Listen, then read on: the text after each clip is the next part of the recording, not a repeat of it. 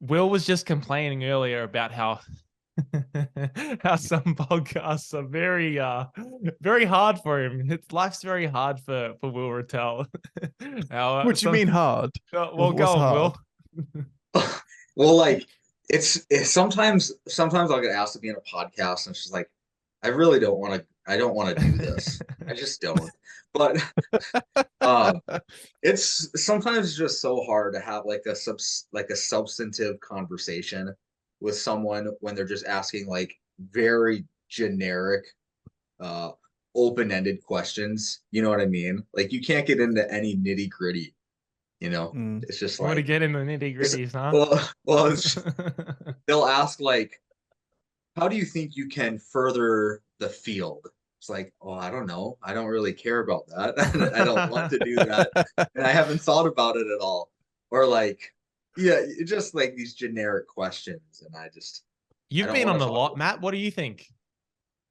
I think, Will, that you make me intimidated in the fact that I now have a podcast and I have to ask people good questions. It's the fucking it. hard. It's the hardest thing is starting a So podcast and asking good questions. It's I terrifying. used to try to do my own podcast and then it sucked because I'm autistic. And then I tried to do a podcast. I don't know if you guys are familiar with Sean Fantuzzi.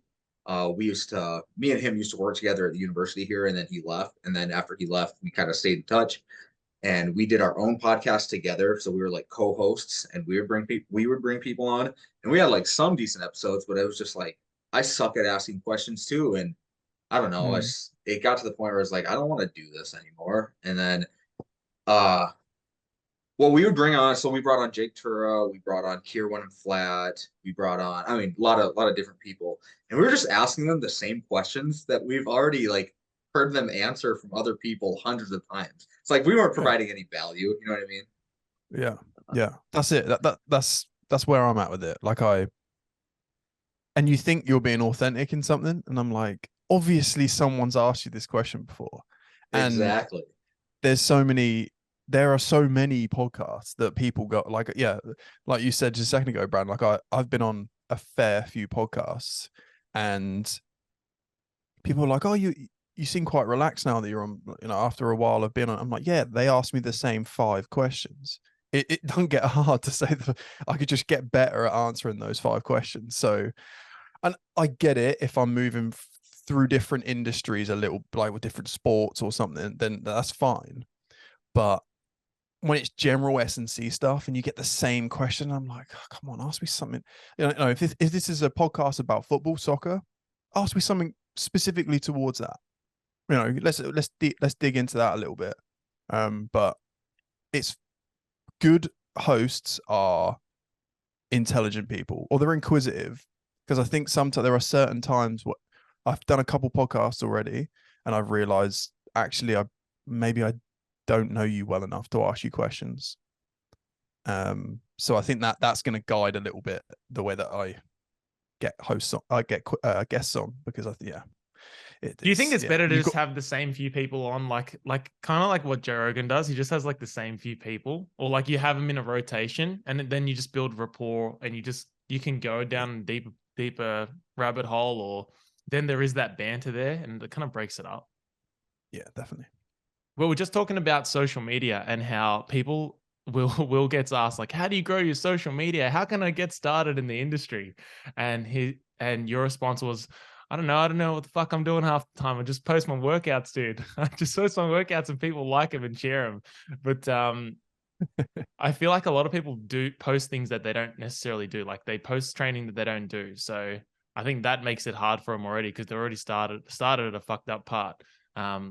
So Mm. I think the something that Will, you do quite well, and something that I've been trying to do a little bit more of is, say for example, like with the jumps or with the warm up, the it'll pretty much be there's like a proper jump training that I'll have to do. Like I'll say, no, this I'll have to do leaps, some kind of leap or bound, some kind of pogo.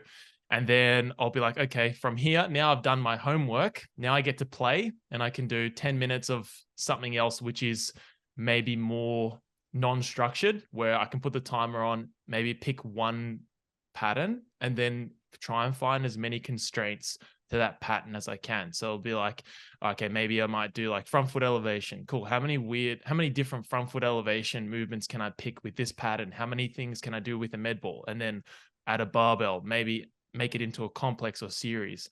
And people love that, but then they're also like, oh, how do you do that? How do you come up with that? And I think it's just a matter of having that time to do that non-structured play after you've done your kind of homework. And I feel like having it like homework or like main sets and then back offs, it makes it fun.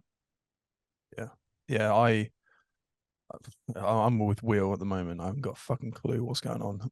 This, like, if you're starting as a coach right now, like, number one, be interested in something very specific and be really good at that specific thing. Like, you guys have your niches. Going from talking about how you recover with good sleep to fucking how you bicep curl to then how you guide speed training. Like, you guys don't have a fucking clue what you're talking about in any one of those subjects. So be good at one of them and fucking post about that. Like, it's not that difficult, I don't think, when it comes to that side of it.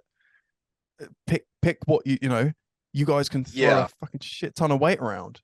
Just like show people that it makes sense. People impressed be the strong by it. horse. Just be the strong horse. That's it. Be the horse. Yeah. Dude, I don't know how many posts a day I see that's like 5 reasons why you should be taking creatine, or like, here are the top 5 reasons you should be getting 8 hours of sleep a day. That's shit that you post in the first year, not stuff that you Yeah. post 3 years in. I feel like but it's also really good. I think social media is good because you can immediately see how everyone else is doing. Like, you see other people's metrics. Like, you can see, okay, great, that posted really well. 10 people are sharing Matt's post about jumps. Fuck, what's he doing that people are really liking? Or is it actionable? All right. And then you got the dude going, sleep is the number 1 steroid. Fuck, don't stop. No. And it's in a poster. Yeah. Like, yeah. Fuck.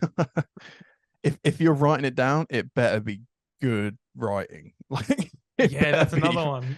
It better be. I mean, Angus's consistency with stuff like that is just fucking impeccable. Like, he was doing 2 a day at one point, and you just look back at his, you know, he talks about his echo chamber and how he enjoys being in that echo chamber, but it's easy. If you come across Angus's Instagram, you're like, fuck, every day he's posting something and he's getting 1,500 likes and it's just words on a screen. This guy must be good at what he does.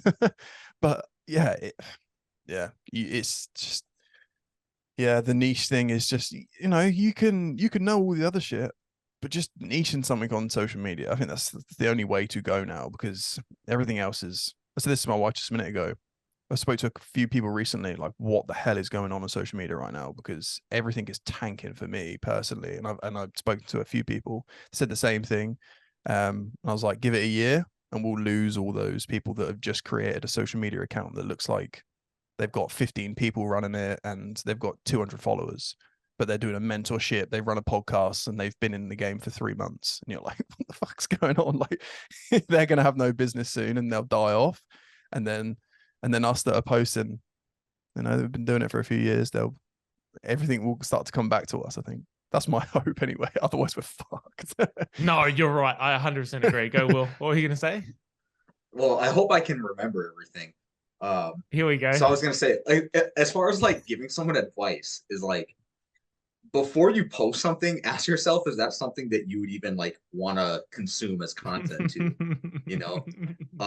Like, that's one. I saw a post, I think it was on Twitter. Brandon, you might have been the one to send it to me. It was like, here we go. For all of the athletes that follow me, now that we're in summer workouts, don't think that smashing a bang or a rain on your way to workouts is proper hydration or something like that. It's like, oh, here's how I frame it. Don't put out something that's like so obvious that it's so obvious, and that you're strawmanning someone's position, that it's so much that position you're strawmanning isn't even a real position that anyone ever holds. No one's arguing that, bro. Yeah, no one thinks that drinking a Bang energy on your way to work is like proper nutrition or hydration. So like, I guess that would be my advice. I think I had a few more things I wanted to share too, but I forgot what it was. But they'll come back. When it comes to like the social media stuff is, yeah, like, before you after you like take a video and you want to share it and you've got your little caption written up, ask yourself, is that even a piece of content that you would enjoy consuming yourself? And if the answer is no, don't post it. Post something else, you know? Yeah, I think that's my 2 cents to the whole thing. I know I had a few other thoughts that I forgot, but those two things don't the whole like posting things that are so obvious and so obviously a straw man of someone else's opinion. It's just I scroll past that stuff and I just shake my head. Like I have okay, here's another thing that I'll say too. Because I just made a YouTube video about this. Um it's going off like straw manning people. So there's a social media account. It's a pretty popular social media account. I'm not going to say who it is. I'm not going to say the name. Uh, that's mean. But it was some post about like foot training for conditioning for American football, and it's like live play lasts 3 to 5 seconds. Rest periods between play is 20 to 40 seconds. You should be training with this energy system with this work to rest ratio only. If you're not training, training this, you're training the aerobic system, and that's not the right way to train. And it's just like you have such a shallow understanding of the way energy systems work because they're all interdependent anyways, that you can't isolate the aerobic system only and the ATP, PCR energy system only. You know what I mean? So you have such a shallow understanding of energy systems anyways. But then two, nobody has like one approach only that they take as far as training or like conditioning for American football. Like no one only does this type of training, and then you're saying don't do this type of training because you're training wrong. You know what I mean? It's like it's such a straw man, and it's such an obvious point to point out. That's just like you're not providing any value. You're not providing any value with anybody. That is not actionable information that someone can take and now they can go apply it to either themselves or a group that they're working with. All right, rant over. Fuck. Do you feel better now? Yeah, kind of. Do you feel lighter? Yeah. I feel good. I think. Do you know what? As well, I was gonna say, I think the biggest learning curve I've realized as well is that if you're trying to get into social media as well, don't hang effort towards that single post on what you'll get back off of it. Like it's just like, and it will piss you off. And like I'm telling you, don't get pissed off, but you will get pissed off. I can guarantee it. Because when you spend 2 hours on something and then it comes and sinks like an absolute, battleship, it's just some days they just fucking go and you literally just post a picture of the most basic thing ever and it's a 3-second clip. You put a good song behind it and and then other days you do it does nothing. It's just like, don't try and ride waves because it's just, I don't think everyone's like, oh, you got to post it in this way and do it this way. And you're like, well, what about all these other people that do it in that way? Or, someone that's just posting like Angus in comparison to someone that posts reels all day. Yeah. I don't know. I think it's just a game. I think it's fun. It's a game. I don't think it's like if I sell a handbook and I do a post, great. If I don't sell a handbook and I don't, whatever, I don't really care. I think it's like if it turns off tomorrow, fucking hell, whatever. Like I feel like for a lot of us, I'd been coaching. I started posting more last year, so it's been about a year, and I'd been coaching for 8 years. So then I decided to turn the social media on. So it wasn't like, and even you said, Will, when we spoke like the first time, you were like, the biggest thing I wish I did was like, you wish you started sharing your training earlier. But then even as a diary for creating ideas, or as time to create and put out ideas. So it's like, if you look at your first videos, Will, on YouTube, it's like periodization. This is how I periodize a program. And then a year later, that video was fucking dumb. I don't believe in any of that shit now. You got to do this, this, and this. So it's like you can see the evolution within yourself. Yeah. That's more valuable. Definitely. Yeah, and I was gonna say I don't have any metrics on this, but it would be something to actually like kind of track a little bit along the way. But I would bet the posts that I put the least amount of effort into do better than the ones that I actually put effort into. Like when I think I have some grand idea and I put it out on social media, that does worse than when I just like post a video of me doing like a heavy squat and then I make some kind of like uh really brief statement about it, you know. All squats are the same. Yeah. What's one that you've put a lot of effort in but didn't go as well recently? I think I'd have to go check. I don't know, probably one of my posts about Olympic lifting. Because like the Olympic lifting thing, it like drives me insane. The amount of people that just have a shallow understanding of it, because they only see it as rate of force development, or they only see it as power training. And like so much of the Olympic lifting content that I post is in response to that camp that says it's unnecessary and you don't need to do it. Which is like on some level it's true because you don't need to do anything. You don't have to squat. You don't have to Olympic lift. You don't have to sprint. Like you you can get away with not doing a lot of things. But yeah, probably something that I said about Olympic lifting that I thought was like a really cool response to like Max Schmarzo saying something stupid. I bet that didn't get like a lot of interaction. Probably something like that. But yeah, no, yeah, probably it. Even you know what's even tough, like writing out like the products or creating the products. I think that you can like you can play so many games with your minds, like when you make those products. I feel like all of us here, we could make a jump program for lifters in about 20 minutes, but when you actually go and press like put it in the cart and put it on the website and format it and get it out there, you're like, oh, I don't know about that idea. I don't know if that's going to work. Is that going to be good enough for everyone? Like, I think that's the reason why it doesn't take me 20 minutes. it's so annoying, like say, but it could take 20 minutes. Like we could do it right now. Just be like, day one, let's go. What are we doing?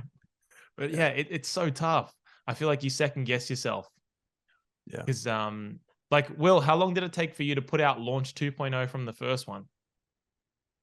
So Launch 1.0 is just a program. It's not an ebook. Launch 2.0 took me a long time because like the ebook, like writing it all out and formulating my ideas took me a long time. Writing the program I did after, like I wrote the ebook and that didn't take me very long, but I had to like go back and forth to make sure the way I programmed it actually lined up with the principles that I wrote about. And that was a mind fuck. That was a nightmare because I had to like cross reference back and forth so many times. Then I was like, there's so many things I had to like change within the program. So I was like, well, I actually didn't talk about this in the ebook, so I shouldn't program it this way. So much back and forth. That was a nightmare, actually. That took me, I really started the Launch 2.0 like over a year ago, and I put it away for a bit because I just couldn't get it done very well. And then I came back to it.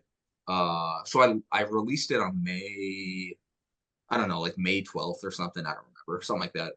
And so I released it then, and I really like banged it out at the beginning of March. So basically, yeah, 2 months where I like really put good effort into it.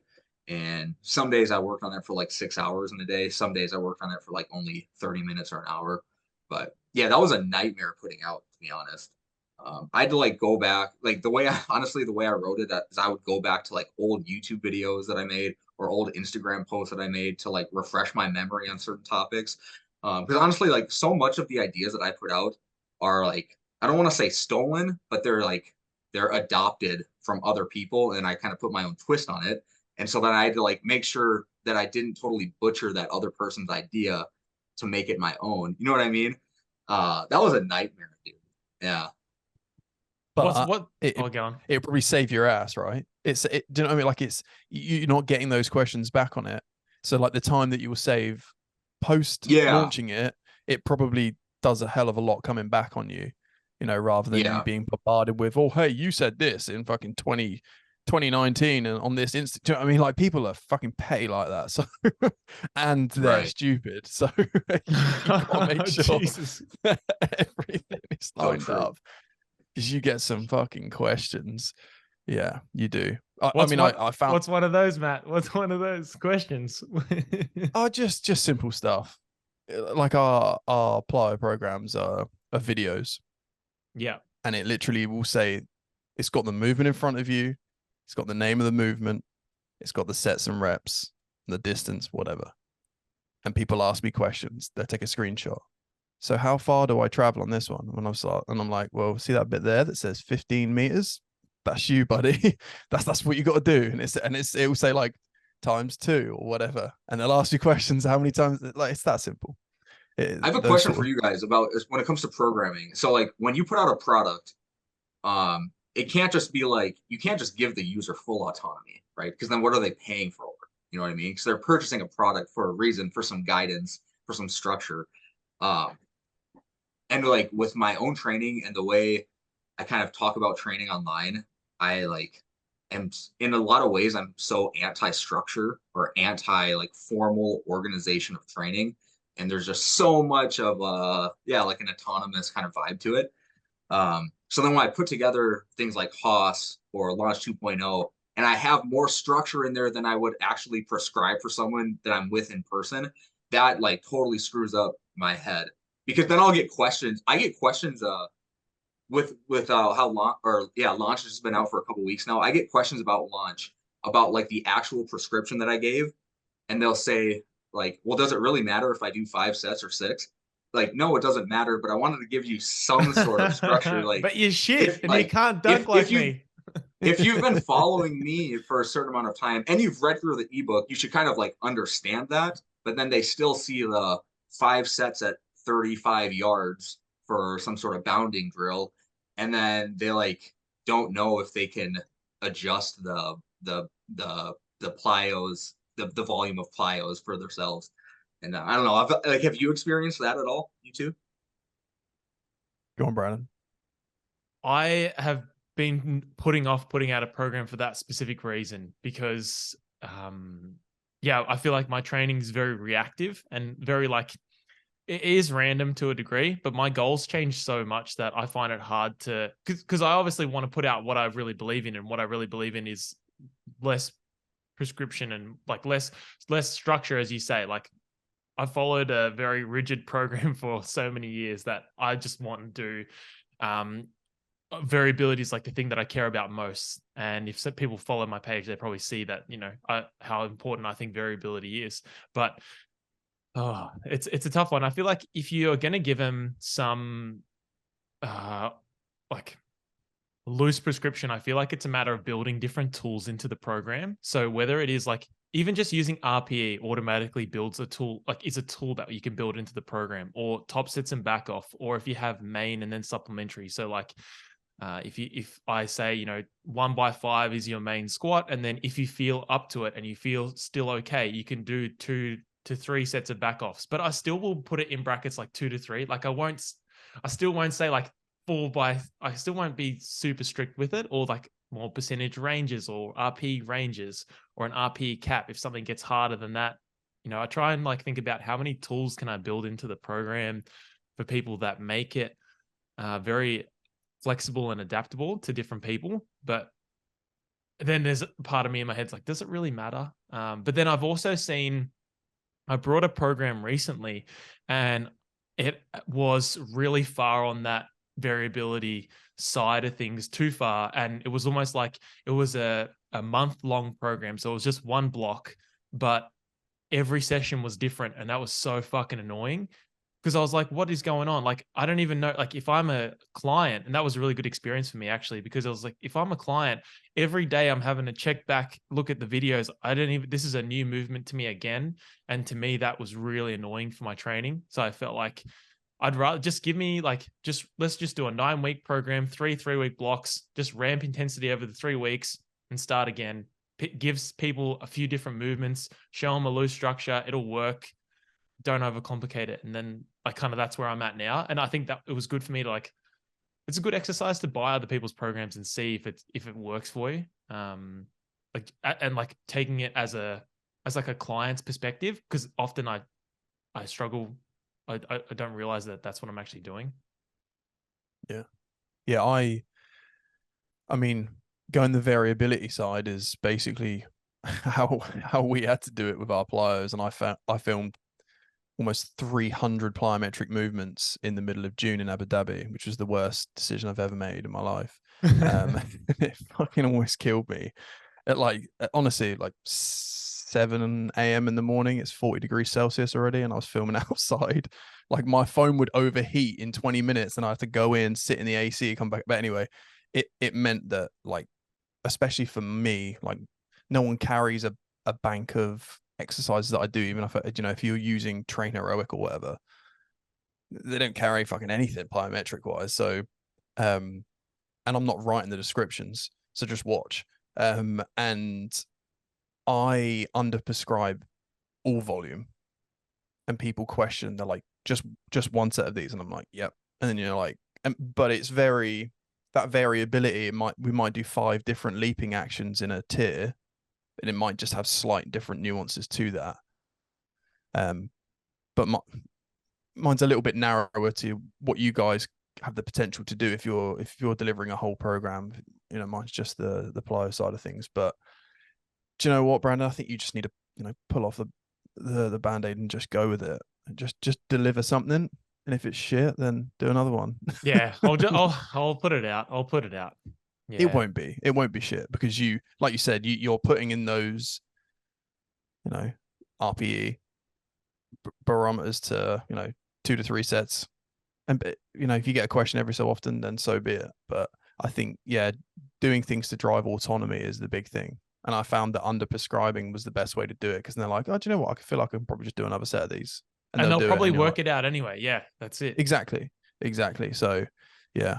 And I think people get really scared. They're like, oh, I've got to chuck this. I've got to really, really chuck a load of exposure and stimulus onto this person for them to get the best results possible to make my program look good. And I found that it's just the complete fucking opposite. So honestly, I reckon I probably, in some of my Plyo programs on our website for a subscription, it's probably about 60% of what I would prescribe in like face-to-face in terms of the volume. So yeah. I'm playing with a safety net. This is just, here's a program if you want to jump on it, and here's 25 programs. Choose what you want to do. So it's on them. So you've got to play a little bit safe. So it's a bit different. I think it's a bit different when you're chucking bars around. I don't know. Yeah, no, that's interesting that you say you underprescribe, because yeah. Because you try and give a lot of value, but that's an American thing. You're like, I'm going to give you a big serving size.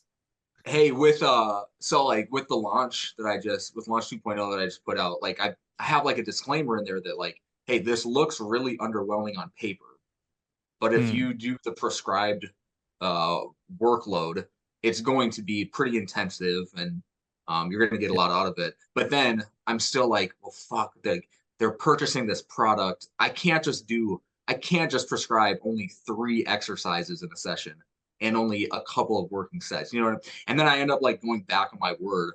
And then I don't know. Yeah, that's interesting that you feel that's how we train though. That's how we train. We just do like a warm up, and then I don't know. Yeah. After you power clean heavy, or you do a couple of other movements, yeah, everything. I'm pretty much packing it up. But you're playing with quality all the time, right? Especially if you're moving from training method to training method, then that's fucking perfect. Go throw some heavy shit around. Now go jump high. Cool. Now we're going to turn it down, and you're going to do a little bit of this remedial stuff. Cool. Go home. I can guarantee you do it in 2 days' time. That's a great exposure again. And you do it in another 2 days' time. Fucking great. So like, I think underprescription is especially for people that are getting injured on programs. There's not a discussed topic. You hear a lot of fucking horror stories from certain programs out there. I did this program and my fucking knees are falling out the back of my leg. Like, the just shit like that is huge. So I'd rather people be happy and injury free. If you got a guy like, oh, you know what, I gained 1/2 inch more vertical off of this guy's program than yours, I'm like, cool, go stick with that 12-week program and keep serving that up. Whereas, we'll gradually get you better over time. I don't know. I mean, maybe that is the demographic that we work with that's slightly different. It might be, like you say, Will, is that more apparent with maybe America? I mean, to be fair, I think 75% of our audience is American anyway for plus plyos. But I don't know if that's, do people want like more? A cultural thing? Yeah. Yeah, it's definitely a cultural thing. I don't know. It's just hard for me to justify it's hard Yeah. for me to justify only prescribing such a low amount of like, it's really not a low amount of workload if you actually do it with high effort, but on paper, it looks that way. Um, I don't know. It's just hard for me to justify it. And I think it's definitely a cultural thing. I don't get too much complaint about it though, or pushback from it. And No, but I'm maybe sure. No, because but you're not going I over the go top. back and forth of like, oh, this is too little, and then I overcorrect, and then I think, oh, this is too much, and then maybe I do end up finding like a pretty good balance for people. But yeah, I don't know, Yeah. It- I think you're is, lo- finding that in between is perfect. is launch man. one Yeah, different to launch two, like the program? yeah. Honestly, I probably shouldn't say this on like a public platform, but launch 1.0 kind of sucks. Like there's so much in there that I just reject. Fucking So many hell. concepts and so Yeah, much but you've methodology in grown. there You've gotten that I smarter. Yeah. reject now. Yeah, because I mean that was it was it May 2023. I put that out in like 2020 or 2021, over 2 years ago. Yeah. And like there's so much in there that I just, and not that it's bad, but just things that I don't really value much anymore, like band assisted jumps. I have that in there. It's like I would never prescribe band assisted jumps anymore. Mm. But Matt hates yeah, I mean, band assisted jumps. yeah, tell me why, because we might probably agree on why. So my take on band assisted jumps. Number one, the key component to improving the concentric side of a landing and takeoff is everything's one in the eccentric portion. So if you deny the eccentric portion of overload, I think that you are, it's like if you went right now and bounced on a trampoline and then you're like, right, here's a ball, dunk it. I can guarantee you'll feel like shit. And it's because you've been denied overload in the true gravity. So that's a massive part of it. Number two, 90% of people that do band assisted jumps, their ground contact times are horrifically slow. So again, it becomes more of a muscular based effort.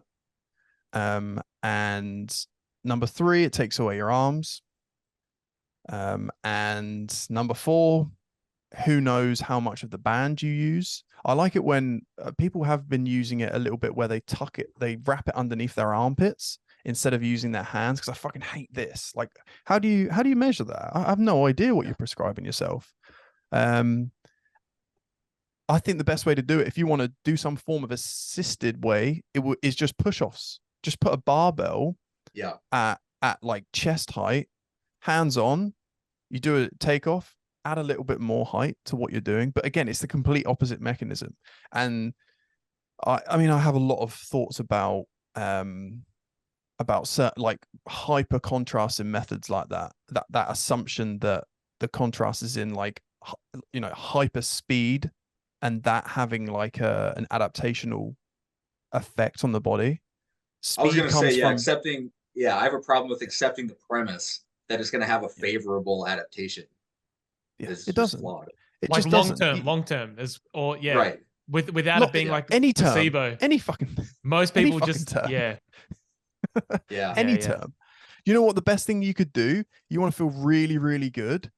Do the complete opposite. Go fall off a fucking building and then do a little bounce on the floor. And I can guarantee you'll feel good because the overload is nowhere near that. So like you've almost got to flip that mechanism. It's the same idea. You jump on a trampoline and then try and jump on the floor. It feels horrific. Yeah, I think like the only time right now, like standing right now, I think the only time I could ever justify having someone do band assisted jumps is if they're in some sort of like return to play protocol. Like they have some like a lower limb injury, and you want to get them to do some like ground contacts, some jumping volume, and they can't do it with just their body weight. Then like maybe you can justify getting some assisted jumps. Like that's really the only time I think that I would justify it. But like I think the problem I have with it is that there's this like again the assumption that you are training this magical quality of rate of force development, but like in order for you to train that, there needs to be a negative consequence for not producing rate or for not producing force at a high enough rate, and there's no negative consequence for not producing force at a high rate with bands. You're still going to be jumping higher with the assistance anyways. So like yeah, No, that's my take. I have a whole section of it on my ebook if anyone listening wants to read it. Like the only way that you can create displacement is through improving your impulse, right? That's the only way that you can do it in physics. And it's like, here's a band, so let's take away that force, but you're now going to do it faster. And you're like, well, my body's not going to be doing it faster. The band is going to do it faster. It's not like your buddy strapped you to the back of his car and you've got a harness on and he's pulling you along. It's not that, because in that essence, like in a assisted sprint, the overload is enormously there because you are having to throw your foot into the ground faster. Yeah, it's underspeed. The band's underspeed almost. Exactly. It's not overspeed. Yes, it's underspeed. No, that's what it is. It's underspeed. Yes. Yeah. Maybe that's today's post. Fuck. Well said. There you go, Matt. Done. Tomorrow. There you go. There you go. Bang. See, content creation roundtable. But yeah, it's a funny one. I think the idea that taking away something to make you feel faster makes you feel faster, or gives you an adaptational change to make you faster. Like it's the bizarre. Adaptational one's crazy. Yeah, that's the premise, isn't it? What you said earlier, Will. Yeah, I mean that's what Schmarzo says. And he's wrong. And that guy's wrong about so much. But like that's the way he justifies it. Is you're going to improve your rate of force development because it's an overspeed movement. It's really not. It's an underspeed. Brandon said it perfectly. You fucking termed it. I'm going to call them underspeed assisted jumps. Underspeed flyers. Don't do these flyer mistakes. Yeah, and when you superset it with the trap bar jumps, that's also really low IQ. Those ones. Really fucking low IQ. That's severely low IQ. What that is. But honestly, like let's say we're going to give someone something to take away from this, right? If you were going to do it, like if I'm going to do if you're going to do like a contrast or something like that, right? I think that you pair it, like you do something like if you're not great at something like hopping, that's going to be like, then fuck it, that's your contrast. Is to do something so extreme on that end that it's like overzealous in terms of overload. Like you mean like with the band assisted? Is that what you're saying? Yeah. Instead of that, like take away the band assisted, and your movement is to do something that is just truly do something harder. Overspeed. Do something harder. Do something harder, because then when you return back to the thing that you want to be faster at, you're going to be like, holy shit, this feels good. And on a placebo side of it, especially. But like, hopping's hard. Yeah, instead of doing like a high effort jump and then pairing that with band assisted, you could have an exercise that's like the goal is to jump as high or jump as far as you can, and then you pair that up with something where like now you're going to shift the emphasis on reducing ground contact time without the band assisted. Like that's what I meant. Those exactly. Yeah, those two. Lose the band. Yeah. Exactly. And I think we're actually really good at merging the middle as well. I think people are really good at doing like that. You kind of just create everything else between that. If you're doing something like hyper force side and hyper speed side, I think people like you naturally do carry a lot through the middle of that as well. So yes, that's a good topic. You could fucking go to town on it, and you could go to town on people that preach it. It's just fucking it's mindless. Underspeed. Fucking hell. There you go. He's written that down. Post that shit on IG. Yeah, don't fucking do the sleep. I'll do it after my sleep post, Will. I'm gonna tag you in it. We'll do a collab one on sleep. We're gonna do the sleep seminar, aren't we? That's one of the real boxes to check. Start selling fucking pillows. Make sure you get your sleep, make sure you drink enough water and eat enough protein. And take your creatine. Is there anything else? What else are we missing? Yeah, go on. Tape your mouth up when you sleep. That's like the big thing, right? Fuck off. Is that still like a big thing right now? You got to breathe properly, because you got to check if you're probably breathing wrong. Oh my gosh. The diaphragmatic breathing. You can't. There's no such thing as non-diaphragmatic breathing. It's like saying squats that don't use your legs. You got to breathing that doesn't. You can't breathe without your diaphragm. That's So that actually, you know what? That's something that I have a couple more minutes. I used to believe in that shit, the diaphragmatic breathing. I used to prescribe like at the end of training sessions. You're a This is big for like my PRI college guy. athletes.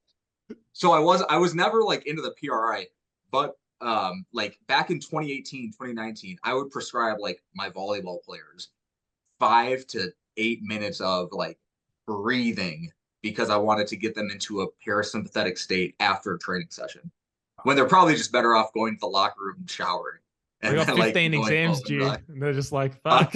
They got all these exams and assignments due. They're like, they're so stressed out. It's like, nah, do this breathing, dude.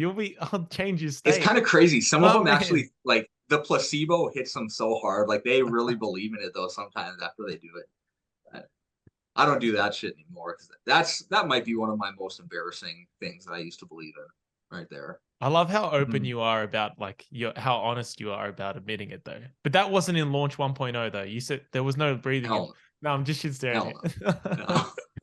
Fuck. Imagine like one of the plus Plyo recovery days is just feet up breathing. It's just lay down on your back, lay down supine and breathe into a balloon. 30-minute ground contact. You just lay down. Fucking hell. Shit. ground yourself. Yeah, that's it. That's What's the real deep tier. Go on. What's your worst thing that you've got rid of, Brandon? Like what's your cringiest thing that you got out of your training or your coaching? I feel like I just used to like do 5x5 pretty much most days for some people. Like when I first started, like just over prescription is probably a big one. And then just like not a lot of accessory volume. Like accessory volume for weightlifting is like good mornings and rows. And then they're like, why does my back hurt, coach? And I'm like, oh, well, fuck. Probably just needed to stop doing that dumb shit. So like, just like way better accessory. Why does my back hurt? Shut the fuck up. Quit being soft. Up the dose. That's all I knew how to do. No, you're not doing enough of it. Yeah, that's it. Yeah, it doesn't hurt. There's a threshold. Eventually it stops. Yeah, that's probably the main one. Because I never really got into like the box jumps and that. I wasn't really like a big box jump guy. It was mainly like only the pliers I did were broad jumps, which is pretty shit anyway. Like if you just did broad jumps, but that's about it, I reckon. Yeah. I think I was gonna say like there was a period where I was coaching and training at the same time. So like I was still trying to compete as a jumper, and I mean it's quite specific to high jumping stuff, but yeah, it's baffling how much like I'd follow like this. There's such a, in order for you to start your technical work, it's such a like you start with 3 strides. And I mean it's kind of similar to what you would have seen in the jump day program, but that's just because people, you know, I was training and coaching with guys that had jumped for 5 or 6 years. They were pretty decent jumpers already. And it's such like start at 3 strides, then you go to 5 strides, then you go to 7 strides, then you go to 9 strides. And I'm like, these guys literally just got off the back of a season. They were doing an 11 stride approach and now they're going back to square. And like the detraining them, like you almost detrain people, or there's just not that. It's just there's something in track and field where everything has to go back to so general. It's like it's not even the sport anymore. And and actually short approach jumping is literally a different event. It's like so different, so different.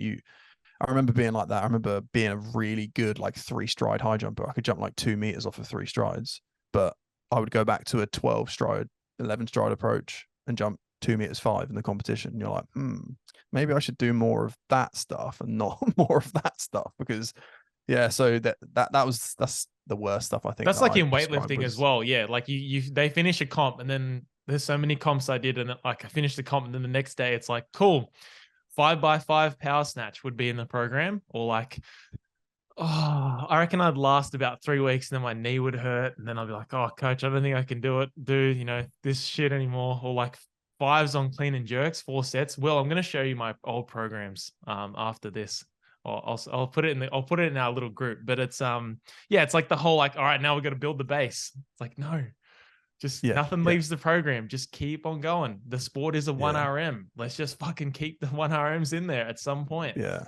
Well, or even not the 1RM. That sounds fucking crazy, but like people were like, "Oh, yeah, you train to the demands of your sport," and I'm like, "What if you train beyond that? You might be even fucking better."